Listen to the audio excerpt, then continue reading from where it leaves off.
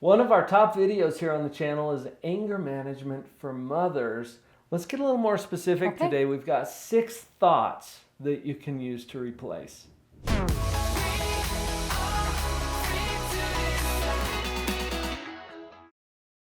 Paul, you often say you're never wrong about how you feel because it's always in connection with how you're thinking, right? It goes right along with your thoughts. I got turned on to a coach named Jody Moore, and she has really helped me see this also, that so often we just go straight to feelings and we forget to really identify the thoughts that are driving those feelings. I signed up for a part of a program with her where I got some beautiful printouts that were some great thoughts that you can use to replace some of the thoughts that are causing you to feel a way you don't want to feel. And if you want to change the way you feel, look at your thoughts and change your thoughts. So these are replacement thoughts. Vicki actually ordered these or printed them up. I printed them up and I laminated them. And they're hanging in our exercise room. In fact, you can see a little image of that right here, where I started noticing these. And the thing that I love about Jody Moore and her programs is that she teaches the same stuff I do.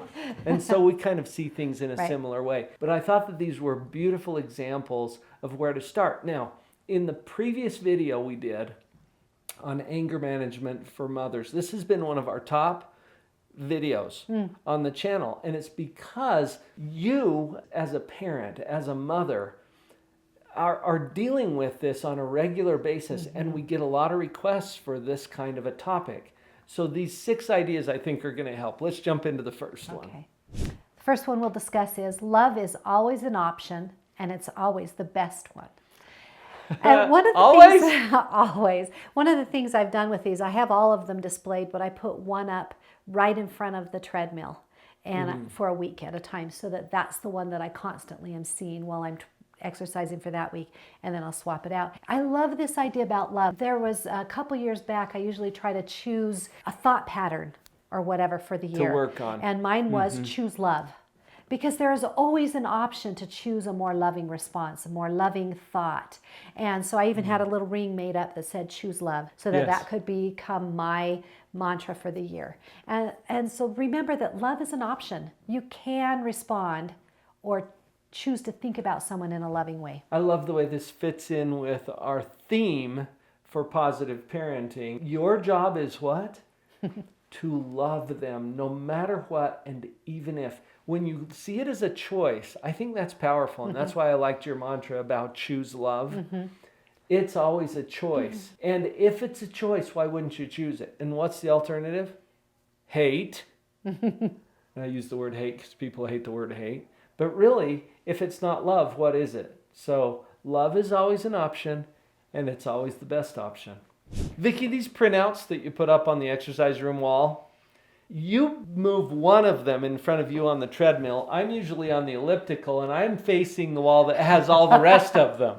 And so I get to look at them all and think about them as I'm exercising in there. And this one caught my attention because it fits in with our theme as well. I'm not supposed to make my kids happy. I'm supposed to love them and make myself happy. I love that. It's so important to put the focus back where you have the control. I don't have control over my children's feelings. I have control over my feelings and many of the consequences and the situations I set up for my child, but I do not have the ability or the control to make them happy. So let's just own that. Look at how this ties into anger, because our whole theme here is anger management, right? How am I going to manage all these intense emotional feelings that I'm having? And usually the anger is triggered by an unmet or unrealized expectation. And if you think your job is to make sure that make sure that they're happy, make sure that they're good, productive citizens, make sure they do their homework, whatever it is you think you're supposed to make sure that they do, notice that you're really bad at that because you don't control it. I mean, you just nailed it. You don't control that. So making my kids happy, it's my job to love them and to make myself happy, because I don't want to saddle my kids with that responsibility. I think too often we switch that and we expect our kids to make us happy. Well, they kind of suck at that too. They're busy trying to figure out their own world. They are not in charge of your emotions. So, and I do love that it puts it back onto myself. I get to make me happy.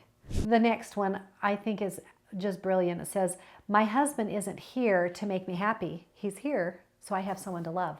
I probably love that more than you do. Yeah. Just remember that when you're feeling an emotion or you're stuck in a feeling, a pattern of feeling something that you don't want, that you want to change it. So maybe it's this anger.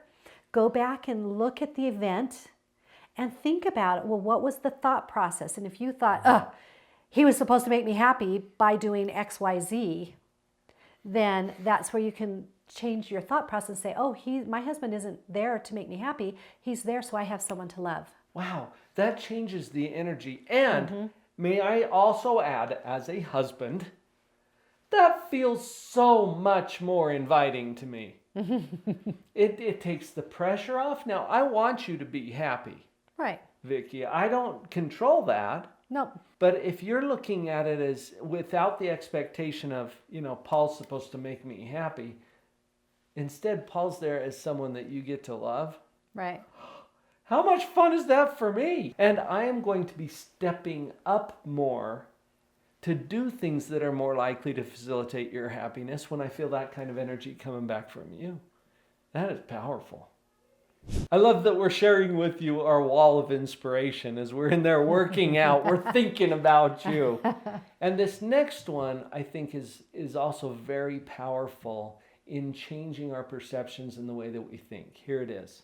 Other people are always doing the best they can. Now, is that really true? I really believe so. This goes back to mothering especially. I remember when I finally really started to get this. If I knew better, I would do better. I don't know a mother out there that thinks, I know I could do this, but I'm not going to because I choose not to. Usually we aren't doing what we think is better only because we don't have the emotional or the mental resource to do it. We always do the very best that we can in our parenting. I really believe that. I've often said you could be the most amazing mother ever if you came at every situation with a fresh slate. Fully rested and fed and happy, right? But with the resources that we have, we're always doing our best. Let's extend that to others. Just believe. Just use that new thought process to believe others are doing the very best they can. I'm a psychologist, Vicki, and I believe that that's true. In the hundreds, probably thousands of people that I've worked with over the years, I think they honestly are doing the best that they know how to do with what they currently have, with their resources, their knowledge, their skill sets. And like you were saying, as you know better, do better. Right. And that's something that you can count on yourself to do as well. This changes the energy that you use as you come to the parenting game or as you interact with other people in a marriage, in a work setting. Powerful. Assume that other people are doing the best that they can. And even if you're wrong, you're still in a better position. This next one, Vicki, is one that a colleague of mine actually shared years ago, and then it showed up on our exercise wall too, because Jody Moore teaches this. What other people think of me is none of my business. We spend so much time worrying about what other people are thinking. You know what? It's none of my business.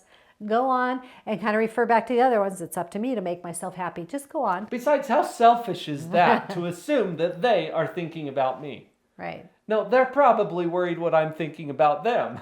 Which is none of their business either. And it's none of their business what I think about them. So this helps to depersonalize it a little bit. And it's a more accurate way of perceiving what other people are thinking. First of all, you don't know. Second of all, even if you did, what does that have to do with you? How is that any of your business? What they think about me is none of my business. Okay, this one is perhaps my most favorite. And I think it's because what woman out there doesn't feel like sleep deprivation is killing them, right? So the thought is not getting enough sleep isn't a big deal. I thought about this. It's just so powerful. Sometimes when your alarm goes off, maybe not you. He's a morning person, people. I am so sorry to say. But when my alarm goes off, I think, I didn't get enough sleep. I'm still tired. Those are some of the first thoughts Wow. that I think, and that kind of sets up my feeling and my mood and the way I'm showing up in the morning. And so I'm trying to practice a new thought, which is not getting enough sleep isn't a big deal. When you wake up, it's not a big deal. Think about how many people have done so many things in their world without 8.5 hours of sleep, right? Right. So this is a new thought. Just try it on. All of these thoughts are just to help you manage your own emotions and to reduce your anger. If you haven't seen the original video yet, go look it up next. Cue that up next. You're going to get some great ideas, and we refer back to a really sweet video at the end that you're going to want to make sure you watch.